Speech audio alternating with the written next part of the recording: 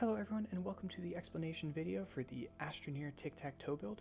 Now this was super fun to work on and it came out so well, but I really just need to give a shout out to Tactile Object for this absolutely awesome arcade machine. His information will be in the description of this video and whatnot, but he put this all together and it just looks so nice. So please give him some love. He's a great creator in the Astroneer community and definitely deserves some recognition. But that being said, this video is not going to cover kind of how to play the game. It's instead going to focus on some of the higher level design that I use to actually make sure that the game functions as it's intended to. So if we take a little bit of a peek behind the curtain, you can see that there are some distinctive sections, and it's kind of a mess with the wires and whatnot, but I'll do my best to kind of give you a little bit of an overview of what really comes together to make all of this function. Now, starting with one of the easiest to understand items, we do have the wind conditions over here. Now, if you'll notice that on the left side we have one that's basically mirrored on the right. This is for the X's, this is for the O's, because we need to make sure that we check both conditions. And ultimately what ends up happening is we have power flowing through a series of power switches into power sensors. And these power sensors, they all just trigger these buttons, and basically what it does is it just triggers the fireworks and turns off the CPU in the event that the CPU is running. We don't really need to worry about that too much, but essentially we can focus on these three switches, because if you've seen any of my other videos, when the switches are placed in such a way and they have the same line flowing through them, they essentially act as a 3-input AND gate, where all of these three switches need to be on in order for power to flow through. And, we're sensing an increase in power. So if we don't have an increase in power, nothing happens. Only when these three conditions are met by specific actions do we actually get the chance to have power flow through here. What are these conditions? Well, quite simply, they are the different possible wind conditions you can have, and there are 8 of them. I won't explain and list out all of them particularly, but you can definitely look it up or imagine it in your head. But when you have 3 O's that are placed in a line, say all the way down the right side, power will be able to flow through, and you can sense that the O's have won the game. The same happens for the X's. It's pretty much exactly mirrored, but the reason I wanted to start with this is because these AND gates are fundamental to how pretty much most of the circuitry everywhere works. You're going to be checking a series of conditions, and when all of those conditions are met, power flows through and you can do something with that. So moving on, we can now kind of start into the beginning realm of how the computer operates. Now, this is kind of like a dumb AI because it is programmed to do the same thing in the same conditions every single time, plus a little bit of randomness. So even though it's not like a full AI, it kind of has a little bit of an ability to think. And so ignoring a little bit of this is just a timing circuit, this is just for some horn stuff, and then those are all the buttons that break everything out. Focusing purely on the AI, this power splitter will obviously split power between one of 2 directions. This power switch is default off, and this is on, so power will flow through here first. Now what this power sensor does is this places a circle, an O, in the center position. Now this occurs only if the X is not there. So if the X gets placed in the center, it turns off this switch and it opens up this one. So power now flows this way instead and never triggers this condition.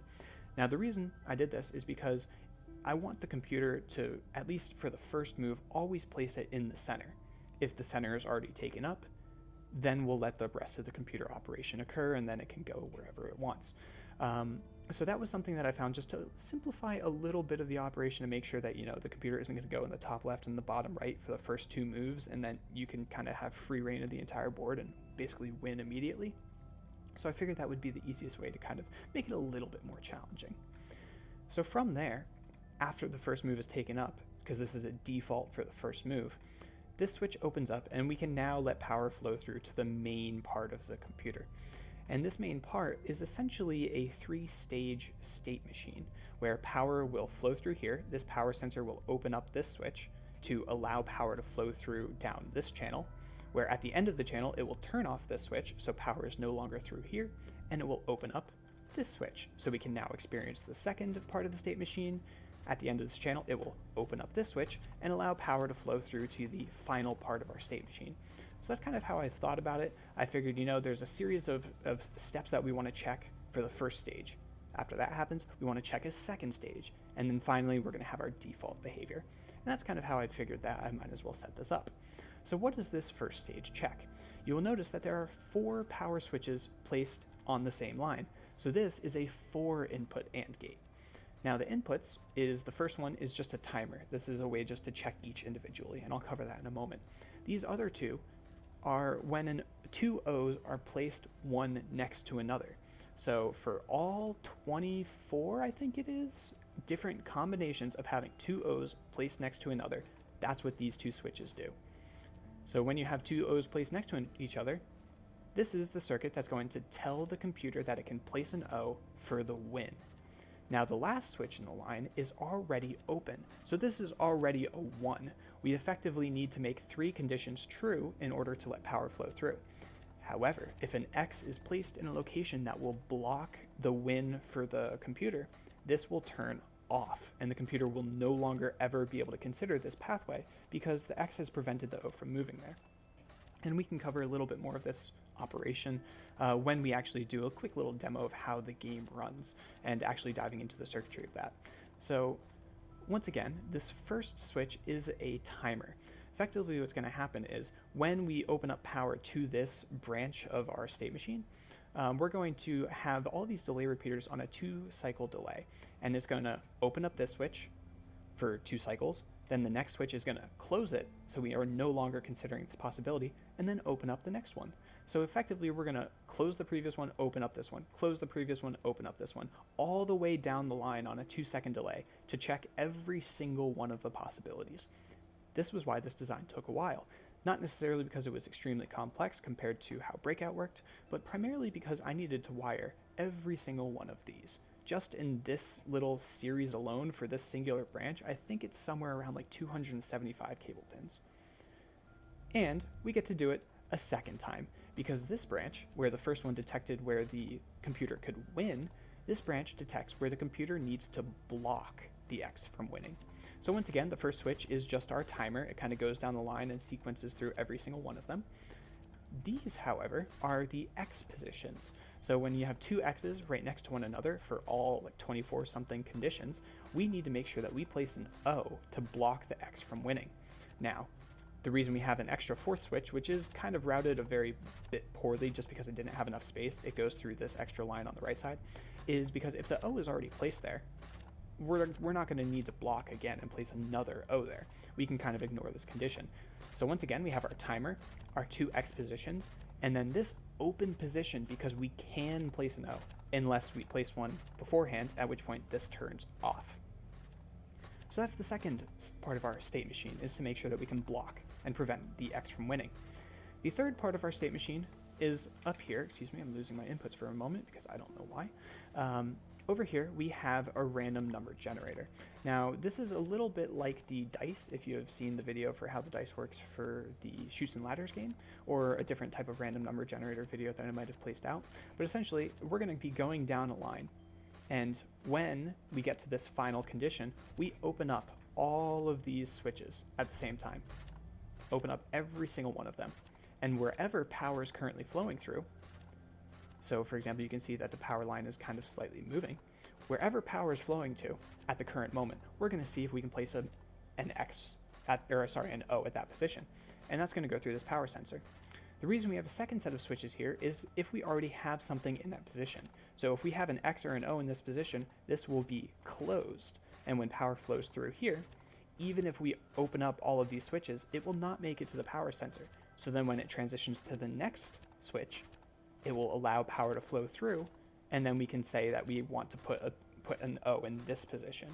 If, say, this is closed as well, it will default to the next one, and then that will continuously go down the line. Now, there is a little bit of extra circuitry over here. This was kind of complex and kind of annoying to figure out, but essentially it's just a guarantee that this switch closes. I would not pay attention too much to this for this overview that we're working on now. This final circuit up here is our reset circuit. Once again, we have one side for the X's and we have one side for the O's. Now the reset is the most difficult and the least confident circuit that I am currently showing. And the reason I'm least confident in it is because there was a lot of single case kind of shenanigans I had to do. For example, this is for the default case for everything. This is a specific case. This button also leads to something in particular and whatnot. So it was kind of annoying, and I'm not going to go into those type of details, but I'm not super confident with how this works. It works functionally, But if there's something weird that happens that I wasn't able to test specifically, there is the possibility that it does break, which is kind of saddening. But essentially, once again, when we do press this reset, we open up every single one of these switches temporarily. And when we have power flow through to here, we're going to re-trigger the same button that needs to trigger in the first place to open up this switch. So for example, say we want to reset and we have an X that's been placed in this position. This switch will open up because there is an X there. When we reset all these switches open, power will flow through to this power sensor, and we will once again re-press the same X button that originally opened up this switch, which will in turn close this, cut power, as well as re-trigger every single one of the other switches that we placed along the way.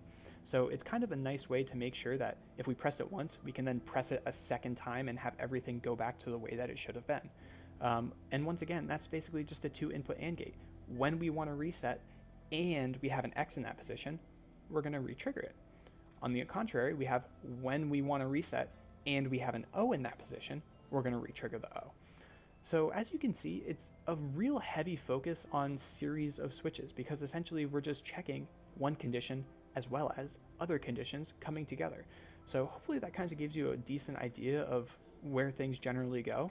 We have a first default move to the center unless it's taken, and then we check if we can win, we check if we need to prevent losing, and then we do a random number position.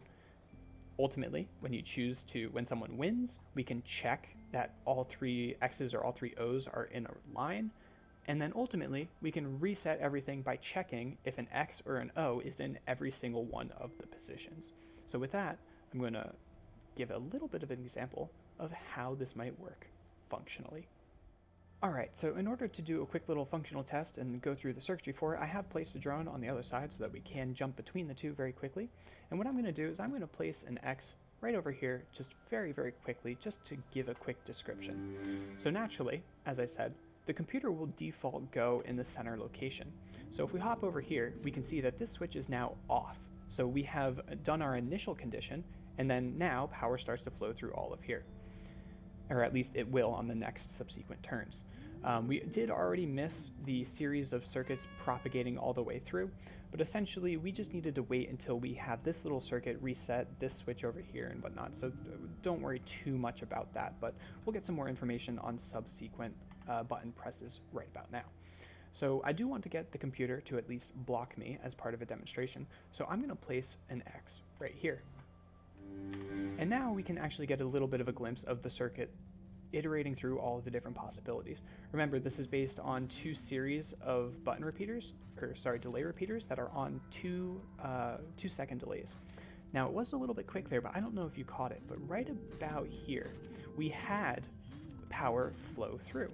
And the reason we had power flow through here is because we had all of the conditions met. So the first condition would be obviously that we are checking this as a possibility. The next condition is that we have 2 X's placed on the 2 right side slots of the board. Now, in this case, they are placed right next to each other. In this case, this set of switches right here, we're checking to see if we have one of the X's on the right, but this switch over here is for a different condition, so that's why we're not triggering this one as opposed to triggering this one. The final condition was that we don't have an O placed in the blocking position. Now, because this switch is now closed, we closed it after we placed an O there. So originally this was open, allows power to flow through, we trigger the O to block it, and then we close this off to make sure that the computer doesn't consistently try to trigger this same location. Now, at the same time, you might have noticed that the power to this entire system cut out as soon as we made a move. That's a failsafe that I included, such that when the computer finally decides where to go based on one of these power switches, it will actually cut off this switch over here. It will turn this off to prevent power flowing through and subsequently selecting an extra option that we might not have wanted to do in the first place, essentially giving the computer a double move. Then when the player goes, this will open up again and we can let the computer propagate once more. So, taking a look at the board state at the moment, obviously I would be willing to block the computer and prevent them from winning in the diagonals. Now that in turn would make the computer have to block here. So let's do that real fast. We're going to go through again, signal propagation, make sure that we check all of our wind conditions. Then we're going to start going through our blocking conditions, and as you can see, we triggered right about here because the computer had to block the condition that we were about to win. And as you can see, that's exactly what it did. And we do have to wait a little bit for this horn to sound again because we need to make sure that this switch is closed for reasons, for complicated reasons that is kind of like a patch job. Now, to let another example occur, I'm going to place an X right here on the side. Now, if we had programmed the two logic switches the other way, the computer would try to block first before winning. But because it's going to prioritize winning, that's exactly what it's going to do. So I'm going to place an X right there. We will see it propagate through the winning column first, and we will see that it triggered. All the fireworks go off on the computer side because the computer has one right down the middle. And if we go and take a look a little bit more specifically as to where that happened, that occurred right about here or so. I think it might honestly be this one. And the reason that happened, nope, it is not that one actually. It is, where is it? It is this one. Nope, that's still not it. Never mind. I don't know exactly which one it was that triggered because again, they're kind of confusing. They're kind of placed all over the place. But essentially the conditions were, obviously we're checking that condition. We have the two O's already placed and we do not have an X. We do not have an X that is currently blocking it. So because we now placed an O there, we do want to turn that off because, you know, we do want to make sure that we don't double count something. And the O, the computer, has won the game. So that's kind of a quick little overview as to what exactly happens. Now, just to give you guys a quick little demonstration of the clear, again, we're going to re-trigger every single one of the buttons that we have already triggered. So if I turn that off and we go and check out everything that's over here, we can see that all of these switches are now once again in the exact same state that they were in beforehand. So it's going to be off, off, on for every single one of these. And then if we were to go check out the other side over here, it's going to be off, off, on once again, because we essentially just re-triggered the same button, which just turns the switches back to the previous condition that they were in beforehand. And that's exactly the case over here, where all of our switches are now open, allowing someone to place something there, and all of these guys are closed, indicating that there is no X or O currently in that position. And that will be the same for our win condition, where there will be no X's or O's in any one of these conditions. So hopefully you guys did enjoy this quick little overview explanation on how the Tic Tac Toe does work. Now, I really enjoyed working on this build, and it came out so well, once again, primarily in part just to the awesome design of Tactile Object. This is really cool, so please, guys, once again, do send him over some love on all of his channels and whatnot.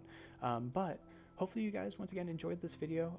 Hopefully we'll be able to see you guys in the next one, but until then, enjoy the rest of your day, evening, and or night, and have a good one.